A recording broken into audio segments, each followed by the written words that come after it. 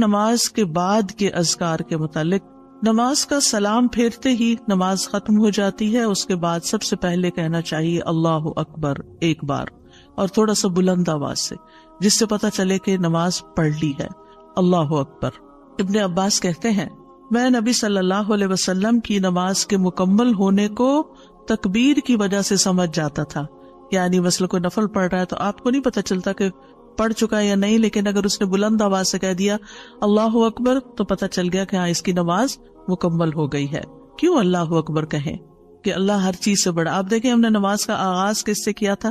اللہ اکبر سے کیا تھا، اور نماز میں کئی بار ہم نے اللہ اکبر کہا، اور اب نماز کے اختتام پر بھی اللہ اکبر، رمضان کے اختتام پر بھی اللہ اکبر، یعنی اللہ کی تکبیر بیان کرنا. اللہ سبحانہ وتعالیٰ قرآن مجید میں فرماتے ہیں اتل ما اوحی الیک من الکتاب واقم الصلاۃ ان الصلاۃ تنہی عن الفحشاء والمنکر ولذکر اللہ اکبر واللہ یعلم ما تصنعون. کتاب میں سے جو آپ کی طرف وحی کیا گیا ہے اس کی تلاوت کیجیے اور نماز قائم کیجیے. بے شک نماز بے حیائی اور برائی سے روکتی ہے، اور یقیناً اللہ کا ذکر تو سب سے بڑی چیز ہے، اور اللہ کو معلوم ہے جو کچھ تم کرتے ہو. تو اللہ کا ذکر سب سے بڑی چیز، اور اس ذکر میں اللہ کو سب سے بڑا قرار دینا سب سے بڑی چیز. اور نبی صلی اللہ علیہ وسلم اور پھر صحابہ کا طریقہ بھی یہی تھا کہ آپ فرض نمازوں کے بعد ذکر کرتے اور آوازیں بلند کرتے. یعنی نماز کے بعد کا ذکر جو ہے اس میں آواز اونچی ہوتی ہے. ابن عباس اس بات سے معلوم کر لیتے کہ لوگوں نے سلام پھیر لیا ہے کیونکہ وہ ان کے ذکر کی آواز سنتے تھے. یعنی مطلب یہ ہے کہ نماز کے بعد اللہ اکبر بھی اونچی آواز میں، استغفر اللہ استغفر اللہ استغفر اللہ یہ بھی ذرا اونچی آواز میں. یعنی ایک ہوتا ہے سری ذکر، یعنی دل ہی دل میں پکارنا، اور ایک ہوتا ہے جاہری، جس میں یہ ذکر جو نماز کے بعد ہوتا ہے اس کو تھوڑا اونچی آواز میں کرنا چاہیے. اور جس طرح وتر ختم ہونے کے بعد سبحان الملک القدوس سبحان الملک القدوس سبحان الملک القدوس ذرا اونچی آواز میں کہنا چاہیے. تو نبی صلی اللہ علیہ وسلم اس ذکر کو ہمیشہ اونچی آواز میں کرتے تھے. ٹھیک ہے، یعنی آپ کی اقتداء، آپ کی پیروی ہر معاملے میں یہ عبادت کے درجات کو بڑھا دیتی ہے. اور اس میں ہم یہ بھی دیکھتے ہیں کہ صحابہ کرام جو تھے وہ نبی صلی اللہ علیہ وسلم کی صرف سنت کو نہیں، سیرت کو بھی آگے بیان کرتے تھے کہ آپ نے کوئی کام کیا اور کس طریقے سے کیا. مثلا ذکر کیا اور کس طرح کیا، بلند آواز سے کیا یا آہستہ آواز سے کیا، بیٹھ کر کیا یا کھڑے ہو کر کیا. اور پھر آپ دیکھیے کہ نماز کے بعد اذکار جو ہیں وہ زیادہ پسندیدہ ہیں، یعنی دعاؤں کی نسبت زیادہ اذکار. ٹھیک ہے، اور پھر اسی طرح آپ دیکھیے کہ دوسرا ذکر جو آپ کریں گے وہ ہے استغفر اللہ 3 بار، استغفر اللہ استغفر اللہ. صوبان کہتے ہیں رسول اللہ صلی اللہ علیہ وسلم جب اپنی نماز سے فارغ ہوتے تھے تو 3 مرتبہ استغفار فرماتے تھے، 3 بار استغفار کرتے. ولید کہتے ہیں میں نے اوزائی سے پوچھا آپ استغفار کس طرح فرمایا کرتے تھے؟ تو انہوں نے کہا آپ فرماتے تھے استغفر اللہ استغفر اللہ. اب نماز پڑھ لی ہے، استغفر اللہ کیوں؟ اس لیے کہ ہم تو نماز کا حق بھی ادا نہیں کرتے. ہمارا دھیان کہاں سے کہاں چلا جاتا ہے، ہم کئی دفعہ بھول جاتے ہیں، ہمیں سجدہ سہو کرنا تک یاد نہیں رہتا، ہمیں کچھ پتا نہیں ہوتا ہم نے کون سی سورت پڑھی، کیا تلاوت کی. ہو سکتا ہے تلاوت میں کوئی غلطی کر دیں، ہو سکتا ہے کہ تسبیح کی جگہ کچھ اور پڑھ دیں بھول چوک کے. تو ہم نماز کے اندر بھی بہت کچھ غلط کرتے رہتے ہیں جانے انجانے. اور خاص طور پر جن لوگوں نے اپنی نماز کے پروننسیشن کی اصلاح نہیں کی وہ تو کچھ سے کچھ پڑھتے رہتے ہیں بعض اوقات. یعنی پروننسیشن صحیح نہ ہونا جو ہے وہ الفاظ کے مطلب کو ہی بدل دیتا ہے. اس لیے پہلی پرائرٹی میں کوئی ایسا ٹیچر ڈھونڈیے کہ جو آپ کی نماز سن کے اس کا پروننسیشن آپ کو ٹھیک کر دے. بہرحال نماز کے بعد استغفر اللہ. اور ایک اور چیز، نماز پڑھنے کے بعد انسان کو ایک فیلنگ ہوتی ہے کہ میں نے کچھ کیا ہے، لیکن جب انسان استغفر اللہ کہتا ہے تو اس میں عاجزی کا اظہار ہوتا ہے کہ اللہ تیرا حق ادا نہیں کیا، مجھے ابھی بھی گناہوں کی بخشش کی ضرورت ہے. اور آپ دیکھیے کہ یہ الفاظ نبی صلی اللہ علیہ وسلم ادا کرتے تھے جن کے اگلے پچھلے سارے گناہ معاف کر دیے گئے تھے. تو جو شخص نماز کے بعد استغفار پڑھتا ہے وہ اپنی نمازوں پر کبھی فخر غرور تکبر نہیں کر سکتا. کہ میں بڑا نمازی ہوں، میں بڑا پرہیزگار ہوں، میں بڑا عبادت گزار ہوں. نہیں، وہ یہ دیکھے گا کہ میں نے حق ادا نہیں کیا، میرے سے جو کمی کوتاہی ہوئی ہے اللہ تعالیٰ اس کو معاف کر دے. جو چیز مکمل طور پر ادا کرنی چاہیے تھی اس کو اس طرح نہیں ادا کیا، کچھ نہ کچھ کوتاہی واقع ہو گئی، تو اس بخشش کے طلب کرنے سے اللہ تعالیٰ کوتاہی سے درگزر فرما دے گا انشاءاللہ. اور ویسے بھی استغفار کرنے سے نقص یا کمی کوتاہی جو ہے اس کا ازالہ ہوتا ہے ہماری عام روزمرہ زندگی میں بھی. تیسرا ذکر، اب آپ دیکھ رہے ہیں یہ ذکر ہے، اللہ اکبر بھی ذکر ہے، استغفر اللہ بھی ذکر ہے، اور تیسرا یہ بھی ذکر ہے، اللہم انت السلام ومنک السلام تبارکت ذل جلال والاکرام. اے اللہ تو سراپا سلامتی ہے اور تجھی سے سلامتی حاصل ہوتی ہے، تو بڑی برکتوں والا ہے اے جلال و اکرام والے. یعنی استغفار کے بعد پھر فوراً بعد اللہ تعالیٰ کی تعریف اور یہ ذکر. السلام جو ہے یہ اللہ تعالیٰ کے ناموں میں سے ایک نام ہے، جس کا مطلب یہ ہے کہ اللہ تعالیٰ ہر طرح کی آفات سے، عیبوں سے، ہر طرح کے نقص سے سلامت ہے. کوئی چیز اس کو نقصان نہیں دے سکتی، نہ لوگوں کی باتیں جو اللہ تعالیٰ کے خلاف کرتے ہیں، یا لوگوں کے گمان، یا لوگوں کی نافرمانیاں اور گناہ اور عبادت نہ کرنا، اللہ کا حکم نہ ماننا. اللہ تعالیٰ کو کوئی چیز نقصان نہیں دیتی، وہ سلامت ہے، اس کو کسی کی ضرورت ہی نہیں ہے. یہ جو کچھ ہم کرتے ہیں، ذکر ہو، عبادت ہو، یہ اپنے ہی فائدے کے لیے کرتے ہیں، اللہ تعالیٰ پر کچھ احسان نہیں ہے. تو ہم یہ کہتے ہیں اللہم انت السلام، کہ اللہ تعالیٰ آپ سراسر سلامتی ہیں اور آپ کا ہر فعل جو ہے وہ ظلم سے سلامت ہے، پاک ہے، ہر شر سے پاک ہے. آپ کی تقدیر، آپ کے فیصلے، ہر چیز سلامتی پر مبنی ہے. ومنک السلام، سلامتی تیری ہی طرف سے آتی ہے، یعنی تو ہی سلامتی دیتا ہے یا تو ہی سلامتی کو روک لیتا ہے. سلامتی کا مالک بھی تو ہی ہے، تو سلامت رکھے تو ہم سلامت ہیں. تو یہ تعلق اللہ تعالیٰ سے انسان اپنا ظاہر کرتا ہے، انسان اپنے رب کے بارے میں کیا سمجھتا ہے. تبارکتا، تبارکتا کا لفظ برکت سے ہے، جس کا مطلب ہوتا ہے کثرت سے کسی چیز کا بڑھنا اور قائم رہنا، یعنی تیری خیرات و برکات بہت زیادہ ہیں. ذل جلال والاکرام، اے عزت اور جلال والے. جلال کا مطلب ہے عظمت، بڑائی، اور اکرام کا مطلب ہے احسان. یعنی تو اپنے بندوں کو عزت و اکرام دیتا ہے، اپنے رسولوں کو، اپنے انبیاء کو اور اپنے صالح بندوں کو تو ہی عزت اور اکرام اور برکتیں عطا کرتا ہے. ساری نعمتیں تیری ہی طرف سے ہیں. اور یہ کتنا خوبصورت ذکر ہے جو ہم ہر نماز کے بعد کرتے ہیں، یا جو نہیں کر رہے انہیں لازماً کرنا چاہیے، کہ اللہ سبحانہ وتعالیٰ سے ہم اپنے اچھے گمان کا اظہار کرتے ہیں اور ایک طرح سے انڈائریکٹلی سلامتی اور برکت طلب بھی کرتے ہیں. آپ دیکھیے عموماً ہم جب کسی چیز کے اندر فائدہ دیکھتے ہیں تو ہم خیر اس سے وابستہ کر لیتے ہیں، یہ ہے تو کام ہوگا، یہ نہیں تو کام ہی نہیں ہوگا. مثلاً آپ کوئی قلم خریدتے ہیں اور اس سے لکھنا شروع کرتے ہیں اور آپ کو اچھا لگتا ہے، یا آپ اس سے جو لکھنا چاہتے تھے آرٹیکل یا کوئی چیز یا نوٹس اپنے تو بڑے اچھے لکھ پاتے ہیں، تو آپ کہنے لگتے ہیں یہ قلم بڑا مبارک ہے. ٹھیک ہے بھائی، قلم اچھا ہے، فائدہ دے رہا ہے آپ کو، لیکن اصل تو اللہ نے آپ کے لیے یہ وسیلہ بنایا کہ اس نے آپ تک یہ پہنچایا. تو اصل برکت اور خیر اور سلامتی کا منبع اللہ رب العزت کی ذات ہے.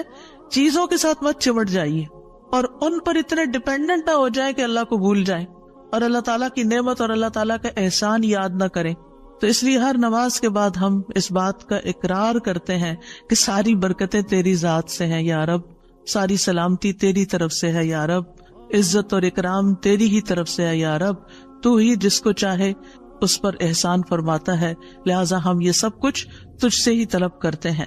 پھر آپ دیکھیے چوتھا ذکر ہے لا الہ الا اللہ وحدہ لا شریک لہ لہ الملک ولہ الحمد وہو علی کل شیء قدیر. یہ بھی آپ 3 بار پڑھ سکتے ہیں، یہ بھی ذکر ہے، یعنی 3 مرتبہ اللہ تعالیٰ کی توحید کا اقرار. مغیرہ بن شعبہ جو وحی کے کاتب تھے ان سے مروی ہے کہ معاویہ رضی اللہ عنہ نے مغیرہ کو لکھا کہ کوئی حدیث جو آپ نے رسول اللہ صلی اللہ علیہ وسلم سے سنی ہو وہ مجھے لکھ کر بھیجیں.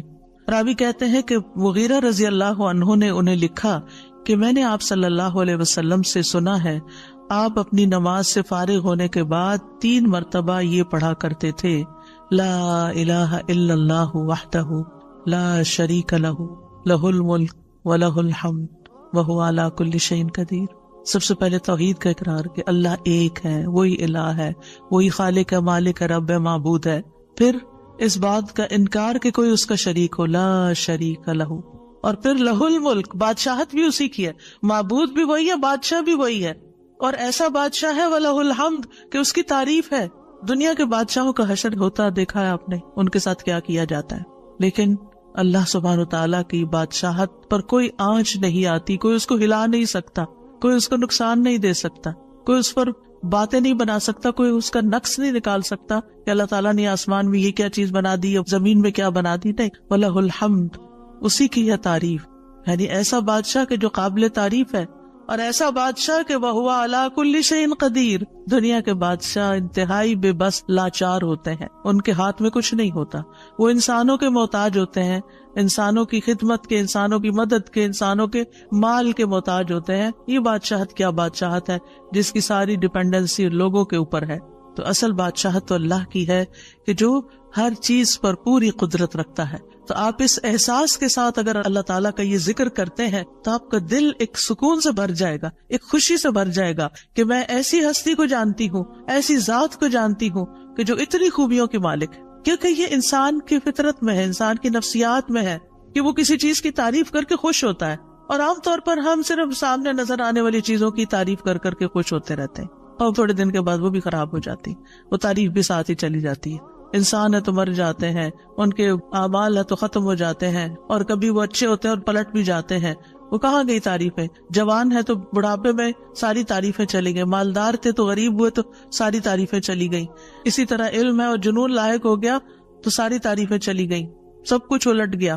اور دنیا کے یہ سارے نظارے آپ نے دیکھے ہوں گے کہ جب ہر نعمت لوگوں پر الٹ جاتی. اسی لیے ہم دعا کرتے ہیں نا کہ اللہم انی اعوذ بک من زوال نعمتک، کہ اللہ نعمتوں کے زوال سے بچانا. یہ انتہائی تکلیف دہ چیز ہے، لیکن یہ ایک دنیا کا قانون ہے، یہ سب کچھ ہوتا ہے اور ہماری آنکھیں دیکھتی ہیں. لیکن اللہ سبحانہ و تعالی ان سب چیزوں سے پاک ہے، اس کو کوئی زوال نہیں اور اس کا کوئی کچھ بگاڑ نہیں سکتا، اور وہ ہر چیز پر پوری طرح قادر ہے، جو چاہے کر سکتا ہے، اور تعریف اسی کے لیے ہے. پانچواں ذکر، لا الہ الا اللہ وحدہ لا شریک لہ لہ الملک ولہ الحمد وہو علی کل شیء قدیر. اللہم لا مانع لما اعطیت ولا معطی لما منعت ولا ينفع ذا الجد منک الجد. اللہ کے سوا کوئی الہ نہیں، وہ اکیلا ہے، اس کا کوئی شریک نہیں، بادشاہت اسی کی ہے اور تمام تعریف اسی کے لیے ہے، اور وہ ہر چیز پر پوری طرح قدرت رکھنے والا ہے. اے اللہ، جو کچھ تو نے دیا ہے اسے کوئی روکنے والا نہیں، اور جو کچھ تو نے روک دیا اسے کوئی دینے والا نہیں، اور کسی مالدار کو تیری بارگاہ میں اس کا مال نفع نہیں پہنچا سکتا.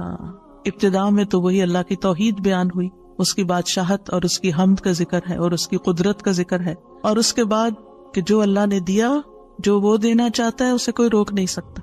یہاں بھی آپ دیکھیں، مانگ کچھ نہیں رہی، یہ ذکر ہے، یہ دعا نہیں، یہ کیا ہے؟ ذکر ہے. اور جو کچھ تو نے روک دیا کوئی دے ہی نہیں سکتا، اور سارے ہی مالدار فقیر ہیں، اور خاص طور پر تیرے سامنے فقیر ہیں. یا ایھا الناس انتم الفقراء الی اللہ واللہ هو الغنی الحمید. اے لوگو، تم سب اللہ کے فقیر ہو، اللہ کے محتاج ہو، اور اللہ ہی غنی، مالدار اور وہی قابل تعریف ہے. واللہ هو الغنی الحمید. ٹھیک ہے. نبی صلی اللہ علیہ وسلم جب سلام پھیرتے تھے تو یہ دعا پڑھا کرتے تھے یا یہ ذکر کیا کرتے تھے. اور اس میں آپ دیکھیے کہ یہ جو عقیدہ ہے نا کہ اللہ روکے تو کوئی دے نہیں سکتا، یہ انسان کو بڑا اطمینان دے دیتا ہے.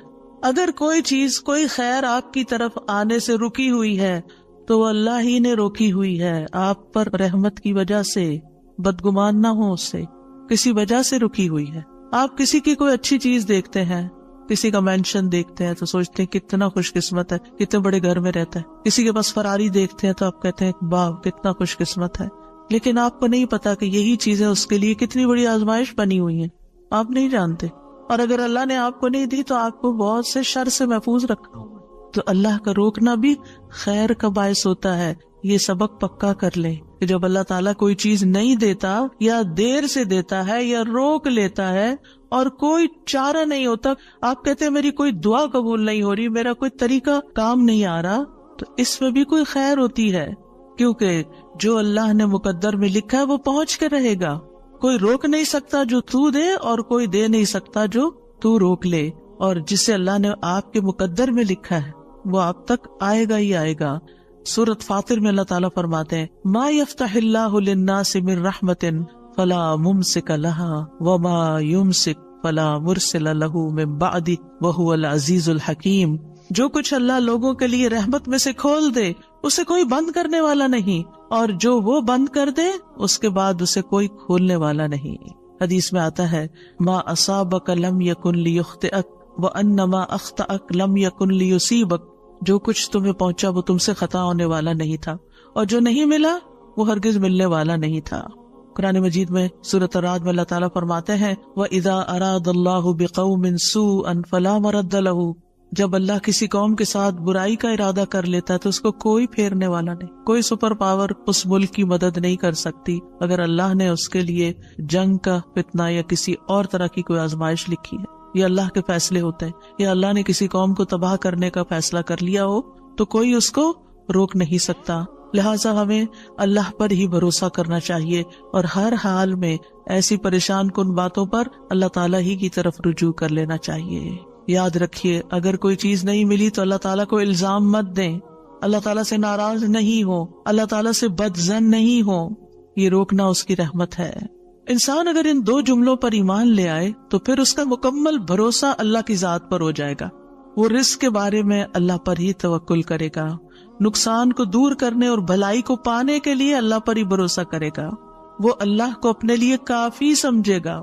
یعنی جہاں کہیں دل چھوٹا ہوا، جہاں کہیں کوئی پریشانی آئی، کہتے حسبی اللہ و نعم الوکیل. اللہ کار ساز یعنی کام بنانے والا اللہ ہی میرے لیے کافی ہے. وہ میرا کام بنائے گا، وہ میری مشکل آسان کرے گا. تو یہ توحید ربوبیت اور الوہیت پر مشتمل جملے ہیں. ابن تیمیہ کہتے ہیں یہ حدیث دو عظیم اصولوں پر مشتمل ہے. نمبر 1 توحید ربوبیت، اور وہ ہے جسے اللہ دینا چاہے اسے کوئی روک نہیں سکتا، اور جسے وہ روک دے اسے کوئی نہیں دے سکتا. بس بندہ اللہ ہی پر توکل کرتا ہے اور اسی سے مانگتا رہتا ہے، کیونکہ دینا جو اس نے ہے تو پھر کسی اور سے کیوں مانگے گا، کسی اور سے توقع لگا کے کیوں بیٹھ جائے گا، کسی اور کے در پہ کیوں جائے گا. اس کو پتا ہے صرف اللہ ہی نے کرنا ہے جو کرنا ہے. اس سے عقیدہ توحید پکا ہوتا چلا جاتا ہے کہ صرف اللہ ہی نے کرنا ہے. اور توحید الوہیت ولا ينفع ذا الجد منک الجد. عام طور پر انسان یہ سمجھتا ہے میرے پاس مال ہے، مجھے کوئی مشکل نہیں. یعنی جب کوئی کام سامنے آتا ہے نا تو فوراً دیکھتا ہے کتنا ہے بینک میں، کتنا کیش رکھا ہے، کیا ہے میرے پاس، کتنی پراپرٹی ہے. یعنی فوراً انسان کا دماغ گھوم کے اس طرف چلا جاتا ہے نا، بہت ہے، انف ہے، کام ہو جائے گا. اللہ چاہے گا تو ہوگا. صرف آپ کے مال سے کچھ نہیں ہوتا. آپ سارا لگا دے، بزنس میں پورا لاس ہو سکتا ہے. پھر بتائیے آپ کے مال نے آپ کو کیا فائدہ دیا؟ کچھ نہیں ہو سکتا جب تک اللہ نہ چاہے. مال بھی جب فائدہ دیتا ہے جب اللہ چاہتا ہے، اولاد بھی جب فائدے کی ہوتی ہے جب اللہ چاہتا ہے. کسی انسان سے فائدہ صرف اس وقت پہنچتا ہے جب اللہ چاہتا ہے. آپ نے دیکھا ہوگا کتنے ہی اچھے سے اچھے لوگ ہوتے ہیں ہر وقت کام آنے والے. ایک وقت ایسا آتا ہے وہ ایسے بےچارے مجبور ہوتے ہیں کہ ان کو نہ کرنی پڑتی ہے کہ بھائی سوری یہ نہیں کر سکتے، کیونکہ سب کچھ ان کے اختیار میں نہیں ہے، سب کچھ ان کے بس میں نہیں ہے. اسی طرح انسان کے پاس بعض اوقات کوئی عہدہ ہوتا ہے، انفلوئنس ہوتا ہے، وہ سمجھتا ہے یہ عہدہ ہے میرے پاس، میں سب کچھ کر سکتا. نہیں کر سکتے. آپ نے دیکھا ہوگا دنیا کے بڑے بڑے ملکوں کے جو حکمران ہوتے ہیں کتنے بے بس ہوتے ہیں، کچھ بھی نہیں ہوتا ان کے ہاتھ میں، اپنی تقدیر نہیں بنا سکتے، اپنا فائدہ نہیں کر سکتے. اور پھر آپ دیکھیے کہ اللہ سبحانہ و تعالیٰ دنیا اسے بھی دیتا ہے جس سے وہ محبت کرتا ہے، اور اسے بھی دیتا ہے جس سے وہ محبت نہیں کرتا. لیکن یاد رکھیے ایمان اس کو دیتا ہے، دین کی سمجھ اس کو دیتا ہے جس سے وہ محبت کرتا ہے. وَمَن يُرِدِ اللَّهُ بِهِ خَيْرًا يُفَقِّهْهُ فِي الدِّينِ. دنیا تو سب کے پاس، مومن مسلم کافر سب کے پاس ہو سکتی ہے. دنیا کے بڑے بڑے فائدے ہر ایک کو مل سکتے ہیں، لیکن دین اس کو ملتا ہے جس سے اللہ محبت کرتا ہے. لہٰذا انسان کو اللہ ہی کی طرف رغبت کرنی چاہیے، اور کبھی بھی اپنے مال پہ، اپنے جاہ پہ، اپنے ریسورسز پہ، اپنی قوتوں پر، اپنے علم پر کبھی بھروسہ نہیں کرنا چاہیے کہ یہ میرے لیے کچھ بنائیں گے اور ان کی وجہ سے میں آگے بڑھ جاؤں گا اور ان کی وجہ سے میرا بہت فائدہ ہوگا. کہ اللہ فائدہ لائے گا نا، ان میں سے کوئی ایک چیز بھی آپ کے پاس نہیں ہوگی تو آپ کا کام بن جائے گا.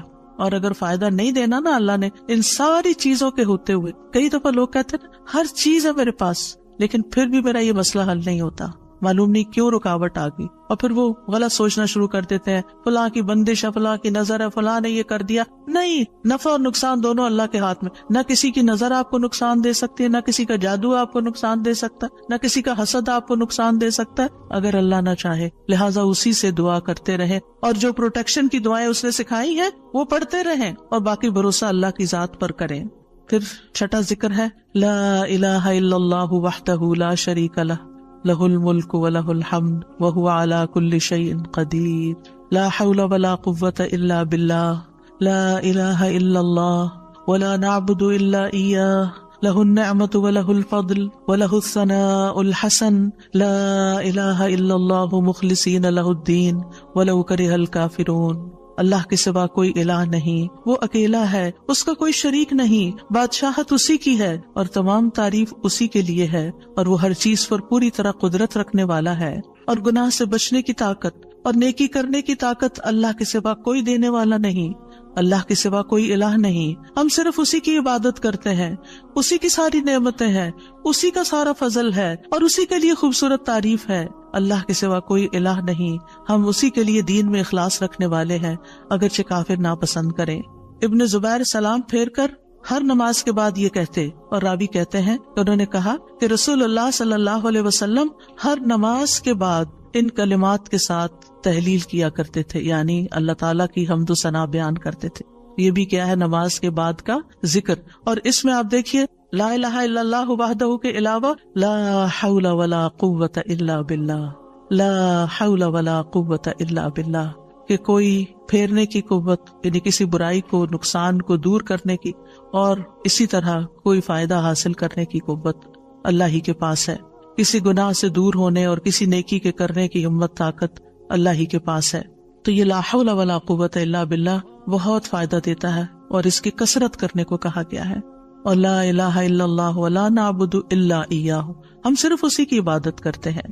لہ النعمت ولہ الفضل ولہ الثناء الحسن، نعمت بھی اور فضل بھی اور اچھی تعریف سب اللہ ہی کے لیے ہے، اور ہم مخلص ہو کر اللہ کی عبادت کرتے ہیں.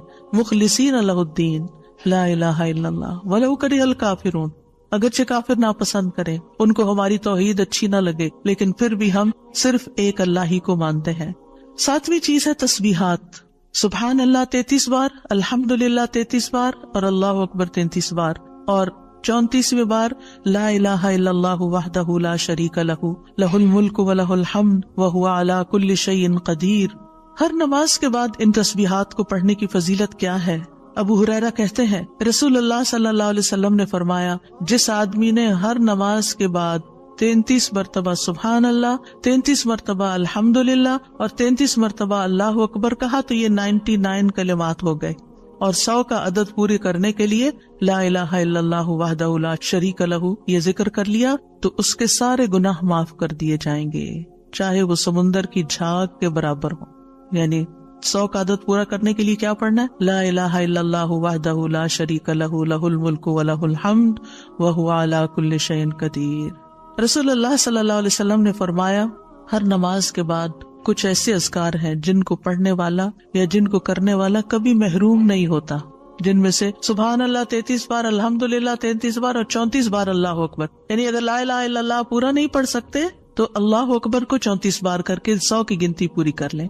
پھر اسی طرح رسول اللہ صلی اللہ علیہ وسلم کے پاس کچھ فقیر صحابہ حاضر ہوئے، کہا کہ امیر لوگ بلند درجات اور ہمیشہ رہنے والی جنت حاصل کر چکے.